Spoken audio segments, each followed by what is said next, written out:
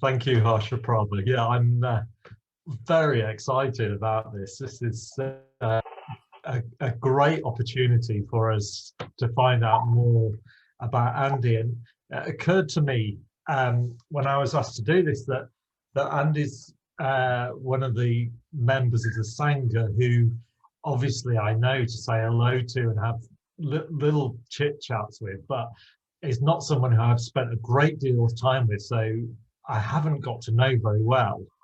And it's just great to have this opportunity because it means we're all in it together, that we've got this Andy standing there and we're all going to find out about it this evening.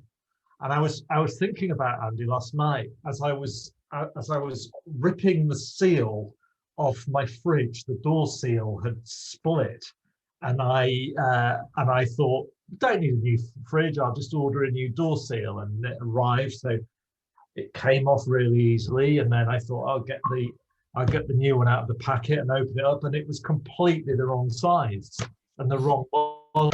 And so as I fished the old door seal back out of the bin and started to try and fix it back on the fridge with my wife looking on in amazement, I thought, I don't think Andy would do this. My impression of Andy is that he's a reliable,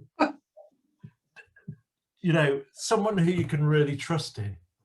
That I can't imagine him getting into that sort of scrape where you make such fundamental errors in life that you think, why did I start? Why did I start on this enterprise? So now is our chance. And the other great news about tonight is that Andy has agreed that nothing is off limits. So he's happy for us to explore whatever places we like in Andy's life, and that's really exciting. So Andy, are you ready for this? Yeah. Far away, David. Well, let's start at the beginning and tell us a bit about how Andy came into the world and where and what happened. Okay, well, that would have been August 1969, and I was born at Ipswich Hospital. So I've grown up in Ipswich. My family have always come from Ipswich. My grandfather, his wife, I never knew my grandmother, and my grandfather and my gran on my dad's side of the family. So Nana, as I knew my dad's mum, she was always in Ipswich. She was part of the Woods clan. So yeah, a lot of people in Ipswich in my family from Ipswich. So yeah, so I'm 51 years old. By profession, I'm a learning disabilities nurse, but I now work in adult health services in a rehab and recovery unit for the local mental health trust.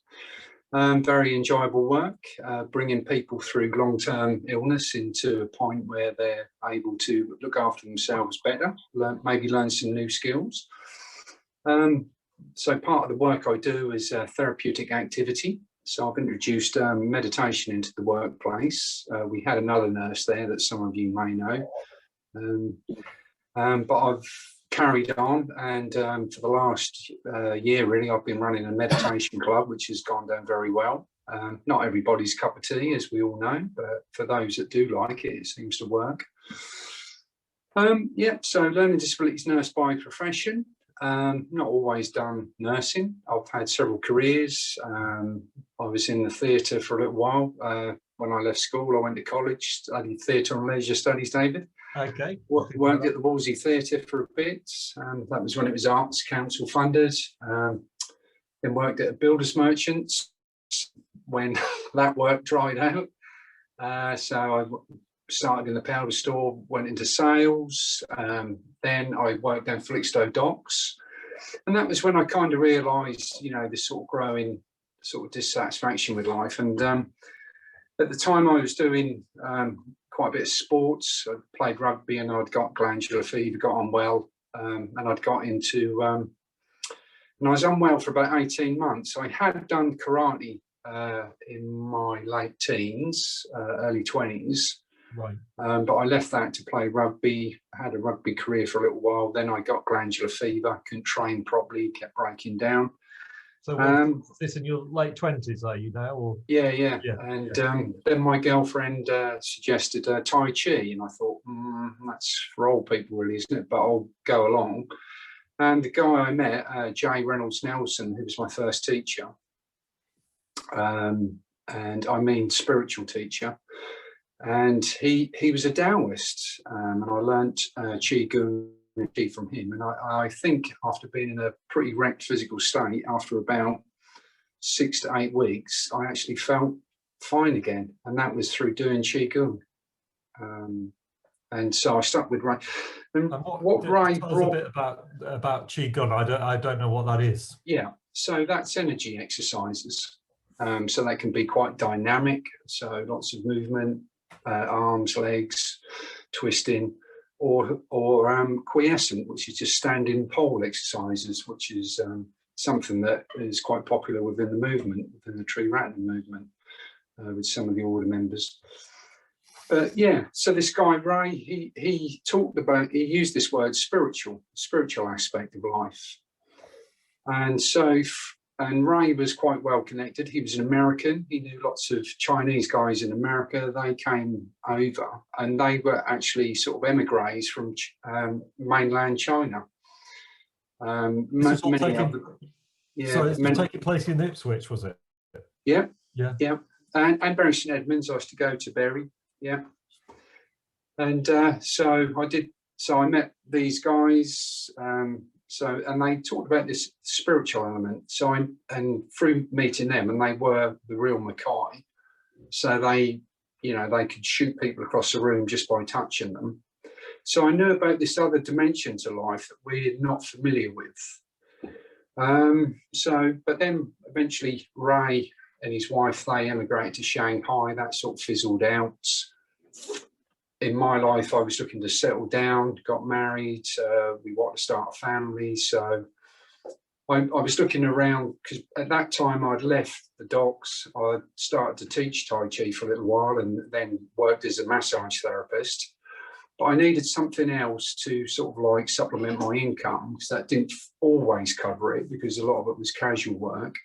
And I moved into care work. So I then became a nurse, and that side of life just drifted. Kids came along, mortgage, and I felt sort of out of kilter. And so I thought back, when was I happiest? And that was when I had a teacher and a practice. And somewhere around 2000, I'd been to the Ipswich Buddhist Centre, which at that time never had a regular centre. They were teaching out of Foundation Street, and it was Bodhivangsa, Jnana Mitra, and Dayasara, and I just have this image of Bodhivangsa getting meditation cushions out of the back of his XR3i convertible, which many of you wouldn't have known about, but yeah, that's what he had. And there was something that struck me about Buddhists. It was the fact that they had this quality. Now, Tai Chi people, martial arts had a quality, but it was a different sort of thing. It was a ward-off energy, because it was all about, combat and fighting. But Buddhists had a similar quality, a spiritual quality, but I couldn't put my finger on it. But what I recognise now is it's metta. People are just happy, they're kind, and that radiates. And that sort of started to draw me in. But I was still, fairly young, and I wanted to jump around and exercise, and Tai Chi was a big thing. But then in my 40s, after the kids came along and stuff, and I was just a bit lost, I thought, yeah, the Buddhist Centre was established then. And so I went along in about 2011, 2012, 2011, I think at the end of it, sort of October, November time. And it just stuck. And that was largely through Harsha Prabhu's men's night, because I never realised that guys could communicate. like that, like they were. You know, it just reminded me of my dad and my uncles, my granddad and his brothers. Just this open, honest, caring communication, which I had many good friends from school, but it was largely banter. And that sort of depth of communication, tuning in, it was just, you know, just, yeah, that's what caught me. And when you say it reminded you of the men in your family, did they communicate openly? It's that sense of care, that sense of metta, that when you talk to people, they're listening, and you share, and they can hold it with respect and dignity. If I'd have said something, because like with my friends, we always used to say, you know, usually when we were drunk, it'd be like, "Oh, I love you," and we did. But if you were having a bad day, it was kind of like, "Oh, come on, pull yourself together," you know, that sort of thing. And you could never go to any sort of depth of, you know, your experience, and there was no vocabulary there to express yourself, and so it's through the Buddhist community that really started to flow. And you know, I was working as a nurse at the time, but even so, you know, I meant to say that level of communication you come across now and again in the healthcare professionals, but not as much as you do in the Buddhist community. Yeah. Yeah. And that had an impact on you then. And yeah. What sort of impact did it have? Did it change your life? Yeah, definitely. So it's hard to explain what it is really. I think, you know, when you look at like the Four Noble Truths, you know, and there's inherent dukkha in life. And I think that's the thing that drove me to the centre. Nothing major, it was just a dissatisfaction. It wasn't a major crisis. But it was that drove me there. And once I started to find, you know, people, the teacher, and a teaching to follow, you know, which is essentially the three jewels, you know, that there was no turning back. And I look back at, I try to think, what is it? But I think it's this thing about fulfilling your potential. And I don't honestly think there's any other vehicle that does it as well as Buddhism, and particularly Triratna, because it can, you know, that was the genius of Sangharakshita, the fact that it communicates to us so easily, you know, like understanding the importance of art and aesthetic things, music, poetry, it all communicates to us. And particularly this thing he said about evolution. At school, I was always very fond of history, and particularly human evolution. And, you know, I'd often followed guys like Chris Stringer, the anthropologist, and, you know, read, you know, just interested about early human development and culture. And this thing about our spirituality, you know, like modern humans, well, even before we were modern humans, people were going into caves and painting on walls and trying to communicate with something else, something out there beyond. And so I've always thought that is an inherent quality in people. And Sangharakshita acknowledged that. And I couldn't believe it when I was reading this stuff. You know, it's just ticking all the boxes. Yeah. And and just the people that I've met in Triratna, you know, the order members, you know, because like the Tai Chi guys, you know, they'd come from a, you know, very distant land, from a different culture. It's very exotic. You know, it's almost mythical, really. But here was people that you could meet in the street, and the depth of practice. And there's real depth of people, and it's profound, really, and it's just wonderful. I mean, so even though we haven't got Sangharakshita around anymore, his senior students and people that have been practicing 20, 30 years, it just makes an indelible impression, and to be around them is just wonderful. It's a privilege, really. I just love it. What about the other people in your life, your colleagues and family? Have they noticed a change in you through your spiritual development? Yeah, definitely. and the common story, and you hear this a lot, and you'll all hear it individually, is people will say, my partner said to me, you need to go back to the Buddhist Centre because you're much calmer, you're much happier, you're much kinder. And it's true. And you know, at nurse, people, you know, as a nurse, people always say, oh, you're always calm and collected. And I think you're joking. If you knew what was going on inside, you know, it's just not the case at all. But the practice, it does give you resilience to things. I want to say it's not bulletproof by a long shot. I want to say we are humans after all. And that's the thing, you know, really to remember about your teachers. They are humans. But, you know, you practice, you know, well, if you admitted, you know, you practice regularly and you're sincere, it does have a changing effect. Yeah, it does. It's yeah. So do you feel then that this sort of calm exterior that you present as a person, do you feel now that there is a calmer interior as well? Yeah. that matches it? Yeah, definitely. I was always a passively angry man, passively aggressive, really. And, you know, that's still there. That's still part of who I am. But in a lot of respects, that has reduced quite a bit. And when those sort of states and feelings arise, I feel sick. I don't like it, you know, and you catch yourself doing it. And, you know, so it you know, yeah. I remember saying to people one time, I said, I think I've gone a whole week and I don't think I've ever been angry once. And it's just incredible. That was a real landmark moment.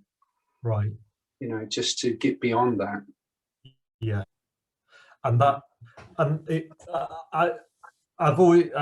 been very interested in how Triratna and I do associate with the building of the centre a lot myself, that it's about people actually coming to terms with who they are and actually finding out who you are, really, that it's a space where you can where you can come to terms with yourself, and that sounds like that has happened with you.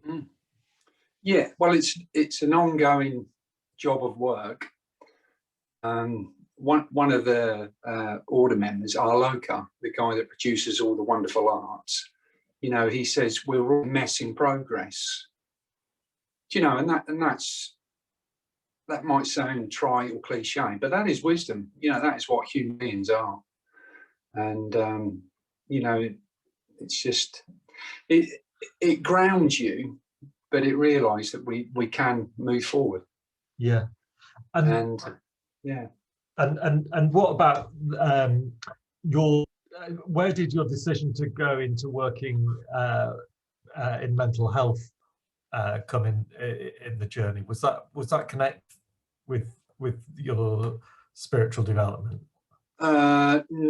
No, not really. It was more pragmatic. So at the time I was working as well, I was relying on being a massage therapist at Shrubland Hall, the health farm that was outside Ipswich Buddhist.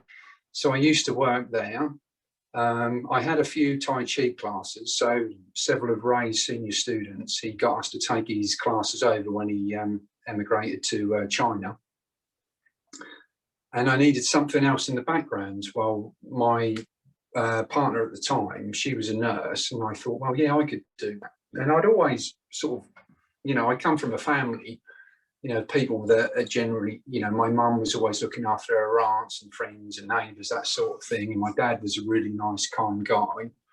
And he was always like helping people out. And so at work, you know, like particularly down the docks, which was quite a harsh male environment, the guys would always come and talk to me. And I'd always think, oh, God, not again, you know. But so it wasn't that big a step. I mean to say, obviously, when you go into care, you know, and you're dealing with, you know, the human body and its products, it sort of shocks you to start with. But then, you know, it's just like with children, really, you know, babies and nappies and things, and you just get used to it. It just becomes part of life. And dealing with adults, so yeah, it was quite a natural progression. And then again, it was more sort of pragmatic, really. I realised, you know, I wanted, you know, a family, stability, pension, sick pay, that sort of thing. So I moved into the NHS. And at the time, they were seconding people into nurse education. So I went for that and became a nurse. And yeah, the rest is history, really. Yeah. But it does lend, you know, definitely working with people, because people, you know, they always say, oh, I couldn't do the job that you do and stuff. And it is difficult at times, but a lot of people can. But when it goes well, when you've done something for somebody, it is incredibly rewarding. I won't deny that. It is wonderful. It is a good job. It's a good profession. I mean to say, it's hard work, and you're up against it a lot of the time with resources and things like that. But yeah, there is something about helping people out. Yeah, so you're helping it. And also you were saying about that wisdom of we're all a mess in progress, and I guess some of the people that you're helping are in a hell of a mess. And so that must, what sort of impact does that have on you? Does that make you feel? It can be draining. It can be draining. You know, and there's been times, you know, I did have a breakdown through work. But things were going wrong in my personal life as well. That's when I want to say it's the same for a lot of people. When you get it on both fronts, work and home, that's when life becomes pretty much intolerable. But yeah, you know, when you're dealing with that intensity of suffering, because that's what it is, there's a lot of fear. People are just scared. They don't know what's going on. They're really worried. You deal with a lot of that, and that reverberates in staff teams as well, how people process it. And being a senior nurse, you know, you quite often you're leading from the front. Really, you have to absorb all that. So it can be a stressful environment. But you know, I'm very fortunate that I have a great counterbalance and an antidote to it, in the fact that I'm a Buddhist and I have yoga. And so you move from an environment of a lot of suffering to one of joy and love and friendship. And that's just a great counterbalance. So yeah, so you've got the balance in your life there. That sounds brilliant. And yeah, and sometimes it does that. I won't kid you. And you say you brought meditation into the workplace there. So tell us a bit about that and how what sort of reaction you've had. Yeah, well, I'm very lucky. Where I work in rehabilitation services, you get to spend a bit longer with people. And you try to give them skills to cope for life. So the idea is not just to get someone well and they're free to go back to the environment that's probably not helped them, you know, or gone back to a situation that they just can't cope with anyhow. You try to give them skills to make them more resilient. So we do quite a lot of therapeutic activities. There was a guy that worked there before I did, and some of you will know him, it's Craig Spence. And he would meditate. When I arrived, he was working with a guy and he was teaching him meditation. But there was nothing really sort of regular going on. And so I thought, right, there's an opportunity here, and I'll just run a meditation club. And I don't know if I'm saying many of you will know who Paramananda is. Wonderful, wonderful meditation teacher, and just incredible. So, and I'm deeply moved by Paramananda, and I do follow him closely and his teachings. And so I introduced meditation into the environment very much in his vein. So I do get people to focus on the breath, but we use poetry. I have a drum, a shamanic drum, and it just works. So simple, but essential elements and nothing more, and just to keep it poetic and keep it very experience based. And it seems to work really well. Brilliant. And you know, usually it's the staff that, you know, because they're and stressed, because it's open to all. Right. And they really say, oh, wow, you know, I went home from that and, you know, my partner was saying to me, where have you been? You're so different. You know, you come home and you're usually, I need to get scrapped off the ceiling. And so it does have a very transformative, powerful effect. And how it's impacted, the manager has been very supportive of it. He's offered me money to buy equipment. And we have a well-being sort of champions huddle within the trust, and you know, they're really, really happy with it. So it's just been a very, very positive experience. Well, that's, yeah, and that's, I'm sure everyone will agree, that's so rewarding to hear you going out there and bringing those skills and those practices from Buddhism out there into the community in such an essential service. Is brilliant. So you've touched a little bit on the communication with men, particularly within Triratna. Are there particular spiritual friendships that you can tell us a little bit about that are important to you? All of them, basically, everyone. The people that I see, and I do generally mean that. I mean all of them. You know, it's just so wonderful. I feel so privileged. It's just like a big extended family. And, you know, from people that have been coming along a few weeks to people that have been around for years and senior teachers. On that more personal level, who are the people that, you know, sort of I see regularly? Dayasara, I see regularly. Bodhisattva, I see regularly. Swadeepa. There's a guy that lives down the Orwell, River Orwell. Actually, I'm very close to him. Claire and Lee, they live just around the corner. I see them regularly. The guys in my GFR group, who are, you know, they're more like brothers now, really. So that's Jamie, Mark, Nick, Tim, and Virya Matti. You know, although Virya Matti's not there anymore, he's ordained. But yeah, very, very close. Yeah. And so, yeah, you know, people, you know, sometimes that they act as like, you know, they listen to me like a father would. Sometimes they listen to me like a brother. A lot of the times they're like good friends. But yeah, they're all, and everyone's got those qualities.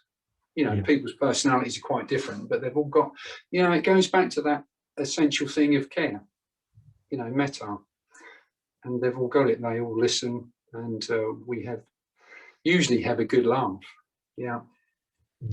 But challenge each other as well. Definitely. People call you out, particularly my guys in the GFR group.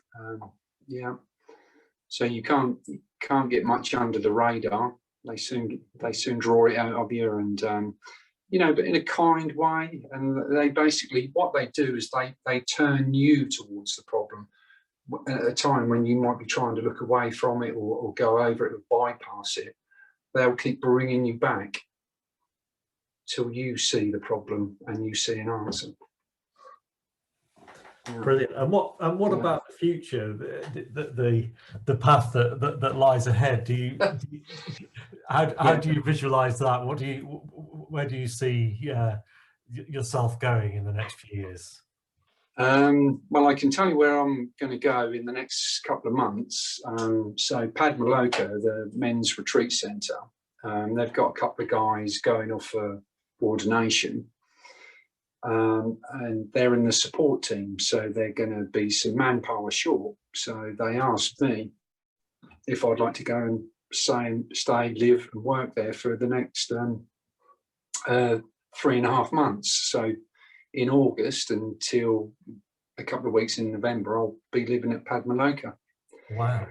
So that's so I'm quite lucky, really, that things have just, all the dominoes are falling in the right direction. My children's mother was okay with it. My kids were okay with it. Work were okay with it.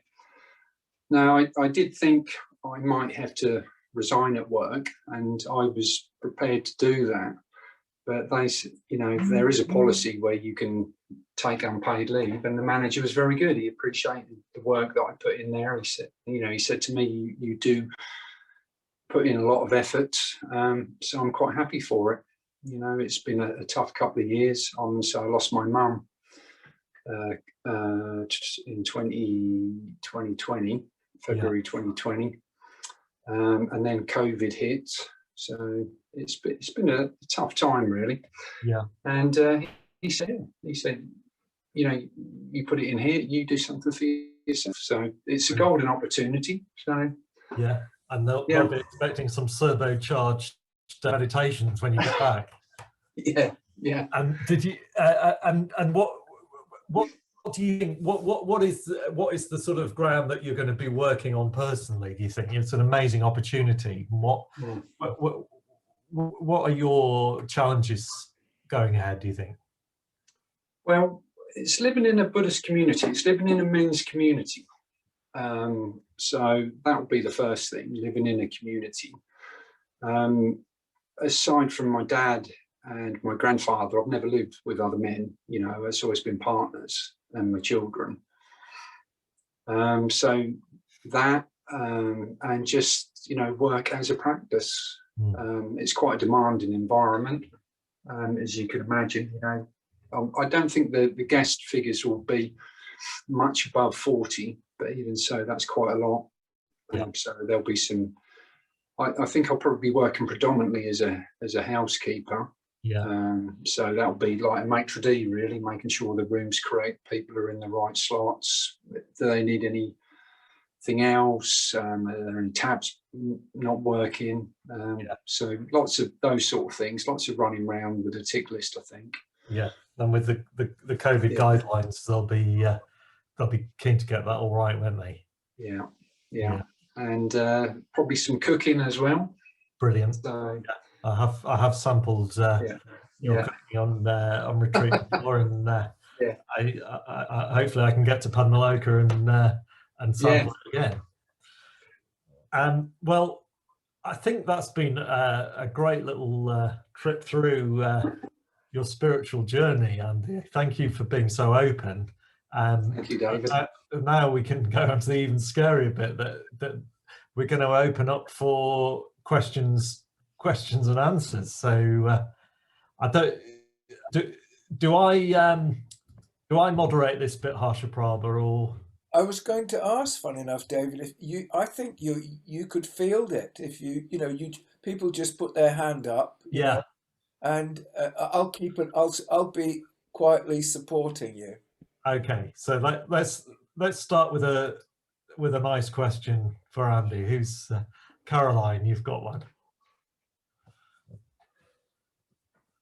I was intrigued. So for me, I was sitting on my sofa watching the news and having my tea, and then it was like, oh, let's go to Friends Night. No, let's go to the telly. No, let's go to Friends Night. And so when we tuned in, you were talking about you got rid of your telly. Yeah. And a bit more than that, because I always feel like, oh gosh, I think I watch a bit too much telly. So it was really interesting to hear you say that in your tune-in about you got rid of your telly. Yeah, it was. I'm going to say I do love television, and but that was the problem. It would just draw me into it, and I'd get nothing done, and I'd just be in this sort of headspace.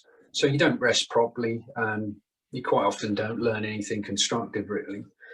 And so just to have a quieter house, and you know, sometimes I do just sit there. I particularly find, you know, coming from work to home, an impulse would be to get something to eat, a drink, and then put the telly on. And now that's not there, so there's a bit more of a, you know, a kind of decompression period, really. That works better. And I don't miss it. I'm going to say, people say that the TV is company, but you know, I don't miss it. It's not that I'm completely abstinent. I'm going to say I do watch iPlayer on my laptop now and again, but yeah, it has made a change. I definitely feel more, you know, quieter. Yeah. That's great. Thank you. Good question. So, anybody else? Bodhivalsa, have you got your hand up? Yeah. No. Daisara, you have. Yeah. I mean, Andy and I talk quite a lot, and we were talking for 3 hours last night, and I remember I completely lost track of the time, you know, and then suddenly it was 3 hours had gone by, so we'd eaten this well. But just a factual question, but what was your actual job at Ipswich at Felixstowe Docks? I know that was a long time ago, but ship worker. So I used to work in the dock basin, which was the original part, and they were general cargo ships.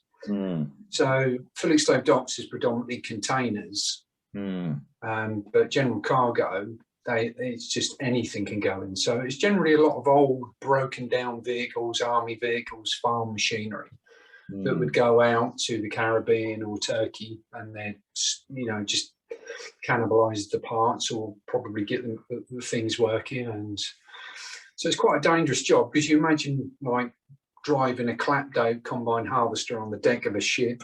You know, that one time, and the steering column had gone, so it's just veering towards the end. And you know, and the cranes were much more unsteady, so they were derricking cranes, wire, so things would swing. So you'd need guys around to steady things and put them down.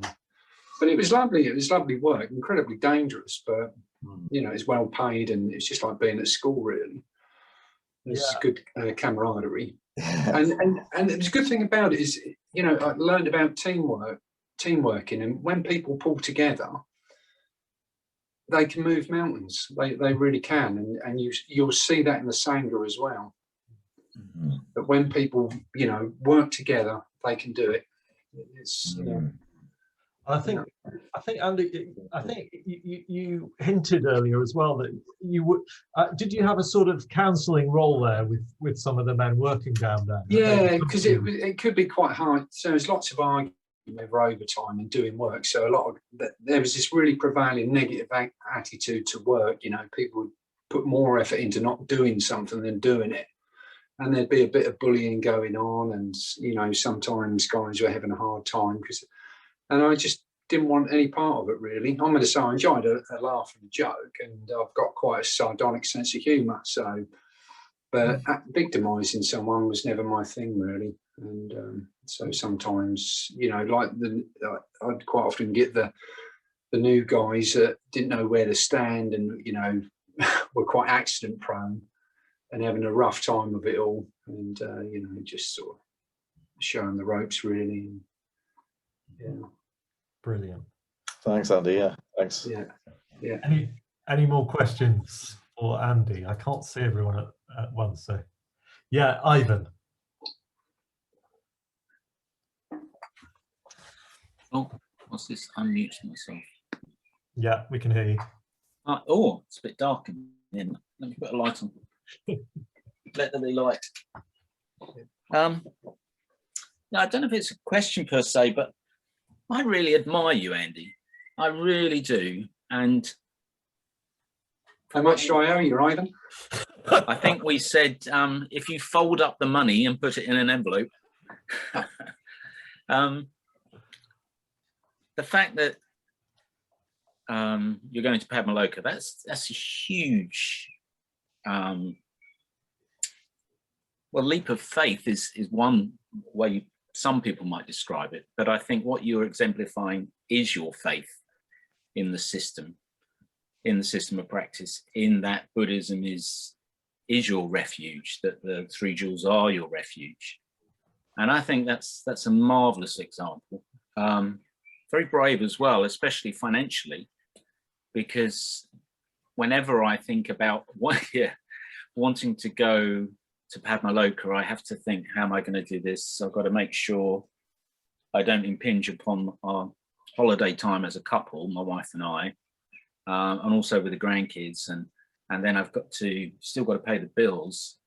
But I think what you're demonstrating is that if that's something you want to do, you'll do it. You can do it, and I very much admire that. I also admire how you support our study group.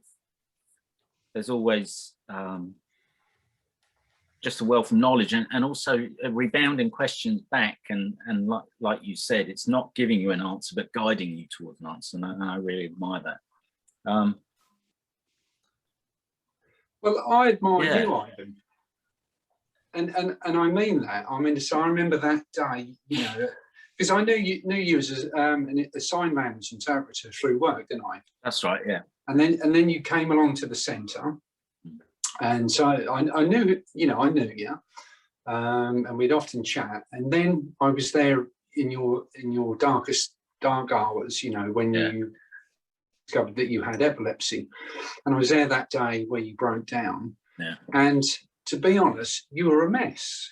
And this thing about us all being a mess in progress, and now I look at you, Ivan, and you're absolutely on fire.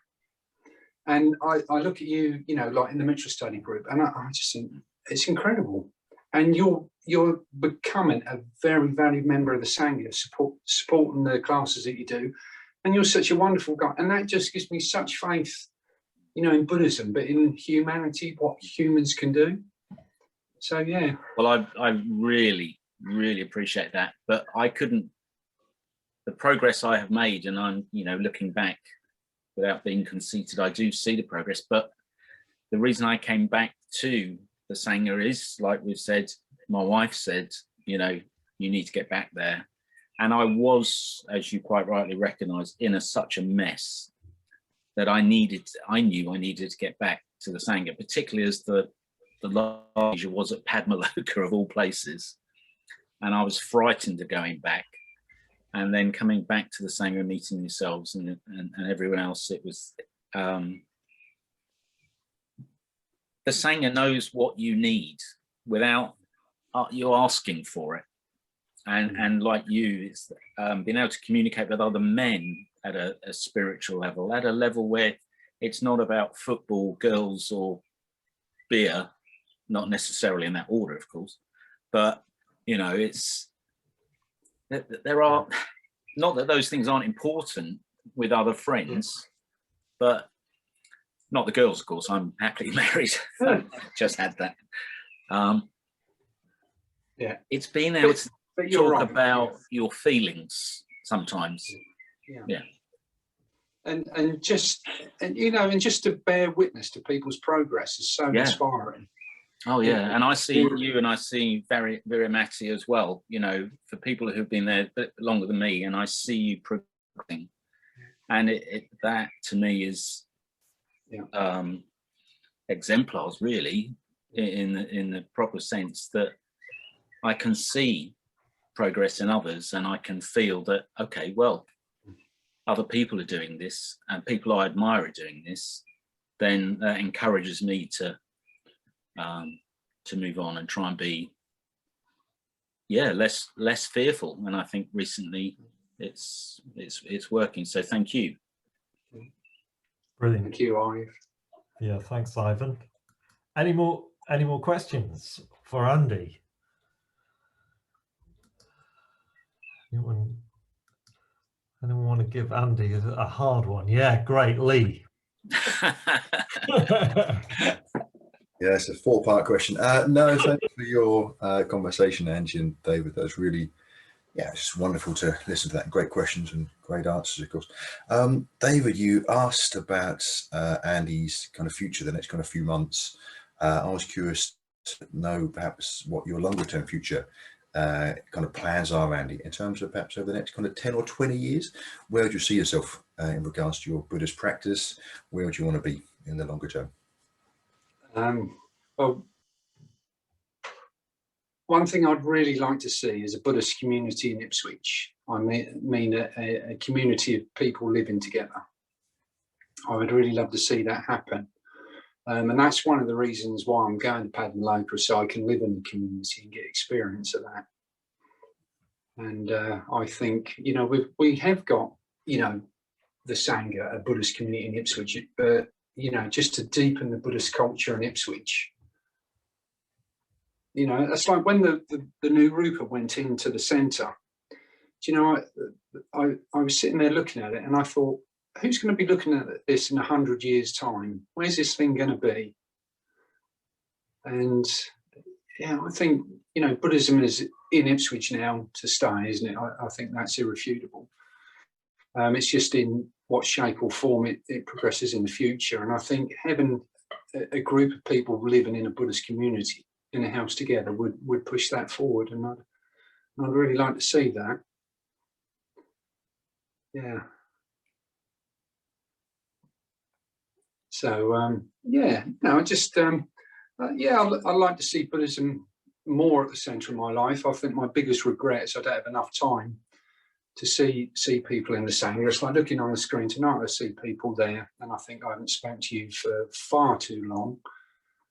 And it's just trying to, you know, arrange my life so that's more in the centre, and I've got more time to see people, really. Yeah. Brilliant. Yeah. I think we've got time for another question. Thanks for that one, Lee.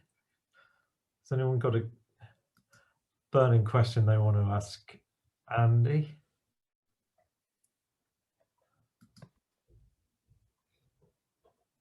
Yeah, Harsha Prabha. Andy, yeah, thanks for everything you've given us this evening. I was wondering, is there one thing at the moment that is inspiring you above, you know, the myriad of other elements in your life? Is there anything that's really inspiring you, you know, that's encouraging you and like revealing possibilities? Our Sangha, Oh, the Ipswich Sangha. can you say more? Yeah, well, when Jamie told me about the auction of promises and how nearly $4,000 was raised, I just thought that's just incredible. And our Sangha retreats, and you know, they've been online over the weekends for the last year or so, and you always think, yeah, this will be okay, and they've been absolutely wonderful. And yeah, and just what people are doing, really, the way the centre's transforming, the contributions, the way it's changing, the new people that are coming along. Yeah. Thank you. Right.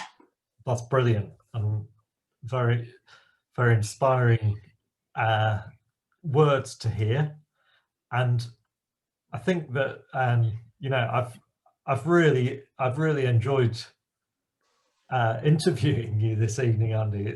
I have learnt an awful lot, and it's been great to hear that. But I think I also just feel so inspired myself from your openness and your enthusiasm for your practice and for the Sangha is really, really inspiring. And you know, I think, you know, we are still living through these times where we are separated more than we'd like to be, and I think it makes me really grateful for you for sharing that this evening, but also makes me really excited about the future in getting together with the Sangha members and getting that energy from each other again is as a group will be really exciting. So I'm very excited for the future there. So thank you for agreeing to be interviewed, and I think can we have a round of applause for the mess in progress, Andy?